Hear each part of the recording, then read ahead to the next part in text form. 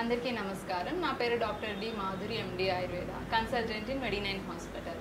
ఈరోజు పీసీఓడిలో ఏం డైట్ ఫాలో అవ్వాలి అనే దాని గురించి తెలుసుకుందాం.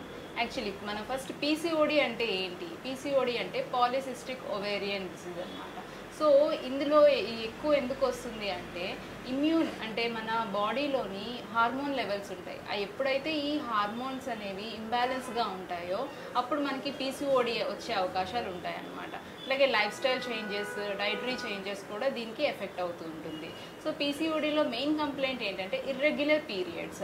సో పీరియడ్స్ అనేవి రెగ్యులర్గా రాకపోవడము, అట్లాగే ఊబకాయం రావడం, అట్లాగే అన్వాంటెడ్ హెయిర్ రావడము, ఫేస్ మీద పింపుల్స్ రావడం, అట్లాగే స్కిన్ అనేది డార్క్గా అయిపోవడము, ఇవన్నీ కంప్లైంట్స్ మనం ఎక్కువ చూస్తూ ఉంటాము. సో దీని అంతటికీ కారణం ఏంటి అంటే మెయిన్గా లైఫ్ స్టైల్లో చేంజెస్ చేసుకోవాలి. అట్లాగే డైట్లో కూడా సర్టెన్ ఇన్స్ట్రక్షన్స్ తీసుకోవాలన్నమాట.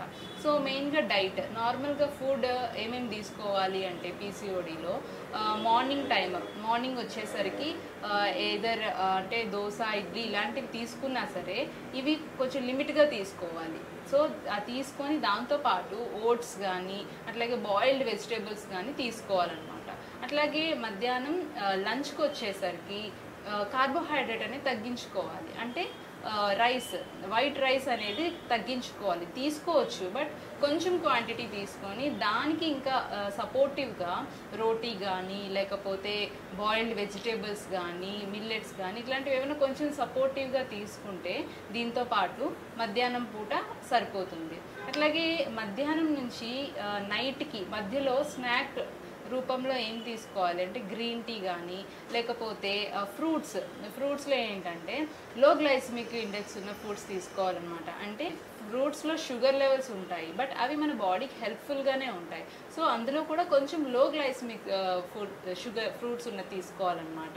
లైక్ ఏంటంటే గోవా కానీ అట్లాగే యాపిల్ కానీ అట్లాగే పపాయ కానీ ఇలాంటివి తీసుకుంటూ దీంతో పాటు సోయా మిల్క్ కానీ లేకపోతే ఆల్మండ్ మిల్క్ కానీ ఇలాంటివి తీసుకోవాలన్నమాట.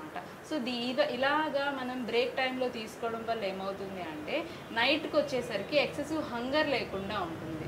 సో నైట్కి వచ్చేసరికి రోటీ కానీ చపాతీ కానీ దీంతో పాటు ఏమన్నా రాగితో చేసిన పదార్థాలు కానీ లేకపోతే ఇంకా బ్రౌన్ రైస్ కానీ ఇలాంటివి నైట్ టైం తీసుకుంటే కనుక ఇలాంటి డైట్ ఫాలో అయితే కనుక మనకి షుగర్ లెవెల్స్ అనేవి పెరగవు. అలాగే పీసీఓడిలో హార్మోనల్ ఇంబ్యాలెన్స్ అనేది కూడా తగ్గుతుంది అన్నమాట. సో మెయిన్గా దీంతో పాటు ఎక్సర్సైజ్ అనేది చాలా ఇంపార్టెంట్. ఎయిదర్ అంటే ఇప్పుడు చూసుకుంటే నార్మల్గా టైం అనేది ఉండట్లేదు ఎవరికి.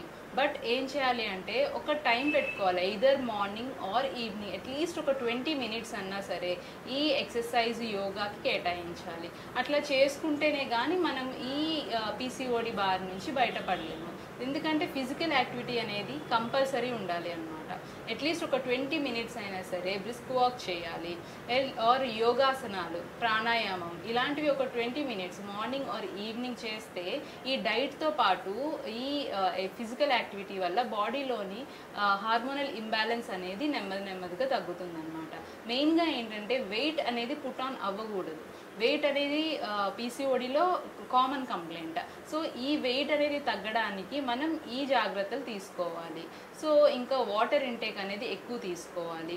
అట్లాగే కొంచెం సన్కి ఎక్స్పోజ్ అవ్వాలి. ఇలా కొన్ని చేసుకుంటే కనుక ఈ పీసీఓడి నుంచి క్రమక్రమంగా బయటపడవచ్చు. సంప్రదించవలసిన నంబర్ 9398590286 మరియు 9281000268. Website medi9.info.